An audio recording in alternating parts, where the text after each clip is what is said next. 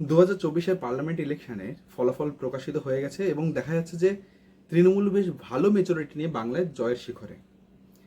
তবে দ্বিতীয় পজিশনে রয়েছে বিজেপি। যে বিজেপি 2019-এ 18টি সিটে জয়লাভ করেন, সেই বঙ্গ বিজেপি 2024-এ মাত্র 12টি আসন পেল। প্রশ্নটা হলো কেন? একটাই উত্তর, সাংগঠনিক পরিচালনা।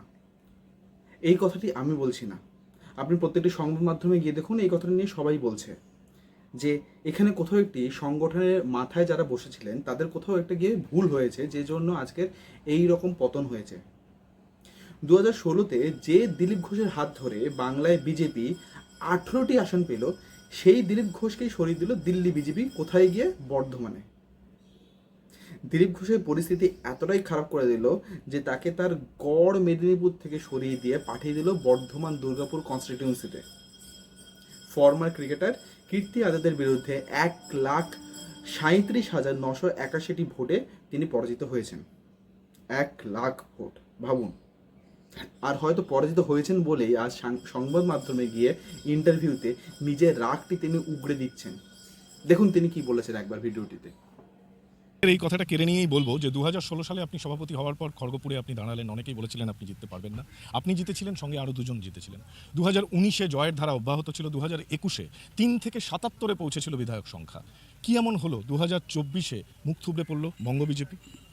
বিধানসভা নির্বাচনের পরে যে হিংসা হয়েছে, পোস্টপলে বহু কর্মী বসে গেছেন, বুথ সভাপতিরা বসে গেছেন, তারা কাজ করতে চাননি। সেখানে নতুন লোককে নিয়োগ করে সংগঠন চাঙ্গা করার চেষ্টা হয়নি। বছরের পর বছর কোনো মিটিং হয়নি, জেলারও পুরো মিটিং হয়নি, মণ্ডলের মিটিং হয়নি, সেটা আমি গিয়ে দেখলাম। আর মেদিনীপুরেও ছিল, সেটা আমি 1 বছর লেগে করেছিলাম। তারপরে অদলবদল হয়েছে, জেলা থেকে মণ্ডল নিচ অবধি। তো নতুন লোকেরা এসছে, তাদের এফিসিয়েন্সি বাড়াবা, ট্রেনিংয়ের ব্যবস্থা, সেটাও হয়নি। ফলে তাদের এফিসিয়েন্সি ছিল না, নির্বাচন চালাবার মতো টিমই তৈরি হয়নি আমাদের কাছে। ধরা যাক যে মেদিনীপুরকে আপনি হাতে করে সংগঠন করেছেন, উন্নয়নের কাজ করেছেন, সেই মেদিনীপুর থেকে আপনাকে সরানোটা, এটা আলটিমেটলি যে একটা খারাপ সিদ্ধান্ত, সেটা তো একটা প্রমাণিত হয়ে গেল। তো কিন্তু এর দায়টা কাকে দেবেন? কে নেবেন এই দায়িত্ব? সুকান্তবাবু, শুভেন্দুবাবু? যারা ডিসিশন নিয়েছেন তাদের তো দায় নিতে হবে। রাজনীতিতে দায় ছেড়ে পালিয়ে যাওয়া যায় না। জিতলে মালা পরবো আর হারলে দিলীপ ঘোষ দায়ী। যত দোষ দিলীপ ঘোষ, 2-3 বার তো আমার ঘাড়ে চাপানো হয়েছে। এবার কোন ঘোষকে পাওয়া যায় দেখা যায়। পাবলিক ছাড়বে না, কিন্তু কাউকে, কর্মীরাও ছাড়বে না।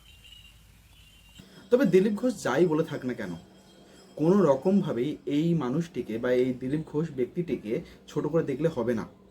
1984-তে রাষ্ট্রীয় স্বয়ংসেবক সংঘে তিনি সংঘের প্রচারক হিসেবে তার নাম উঠে আসে। From 1999 to 2007, he was the in-charge in RSS in Andaman Nicobar. RSS এর মতধারা বা তার আইডিওলজির সাথে হাজারো মতবিরোধ থাকবে, আমারও আছে, অনেকেরই রয়েছে। তবে তারপরেও তাদের একটি জিনিস আমাদের অবশ্যই শেখার ব্যাপার, এবং তার নাম হলো অনুশাসন। এই ডিসিপ্লিনটা মেনে চলাটা আমাদের সকলের জীবনে খুবই দরকার। বিনা যুদ্ধে নাহি দেব সূচাগ্র মেদিনী, সেই মেদিনীপুর ছেড়ে বর্ধমানে যেতে হয়েছে সেই দিলীপ ঘোষকে। কিন্তু তিনি তার বিরুদ্ধে একটাও কথা বলেননি, কারণ হাই কমান্ড থেকে তাকে নির্দেশ দেওয়া হয়েছিল বর্ধমান দুর্গাপুরে তাকে লড়াই করার জন্য। তিনি গিয়েছেন, জায়গায় জায়গায় ক্যাম্পেইন করেছেন, ফুল ফোর্সে ক্যাম্পেইন করেছেন। ভোটে পরাজিত হয়েও পরের দিন সকালে উঠে তিনি জগিংয়ে গিয়েছেন। কেন এই লাইনটি বললাম? এই যে বললাম অনুশাসন। ভোটে হারার পরে অনেকে চুপ হয়ে যায়, এত ভোটে হেরেছে, 1,00,000 ভোটে হেরেছে, তারপরে গিয়েও কিন্তু দিলীপ ঘোষই থেকে গেছেন। তারপরেও তার মিডিয়া বাইটটা আপনারা শুনলে বুঝতে পারবেন যে এই লোকটি পারেন, এই লোকটির দাপট আছে। নির্বাচনে এই যে ব্যর্থতা, এটা বঙ্গ বিজেপির সাংগঠনিক ব্যর্থতা না সামগ্রিকভাবে নরেন্দ্র মোদী ডিসিশন নিয়েছেন তাদেরকে দিলীপ ঘোষের দায় নয়। দিলীপ ঘোষকে লড়তে বলা হয়েছে। দিলীপ ঘোষ যখন নেতা ছিল নিজের ডিসিশন নিয়েছে, লড়েছে, জিতে দেখিয়েছে। অন্যের ডিসিশন ভুল হলে তাদেরকে তো সবাইকে ভুগতে হবে। কেন্দ্রীয় আমি জানি না কে নিয়ে, যেই নিক, আমাকে কেউ বলেনি। আমার নাম ঘোষণা হয়েছে, আমি পরের দিন চলে যাই, আমি জিজ্ঞেস করিনি। দিলীপ ঘোষ পেছনে তাকায় না, আর বাঘে কোনোদিন বাঁধাকপি খায় না। অবশ্যই সমর্থন করি না, তার বক্তব্যগুলোকে এক বিন্দু সমর্থন করি না, কিন্তু উনি যেটা মনের মধ্যে ওনার যেটা রয়েছে উনি মুখেই সেটাই বলেন।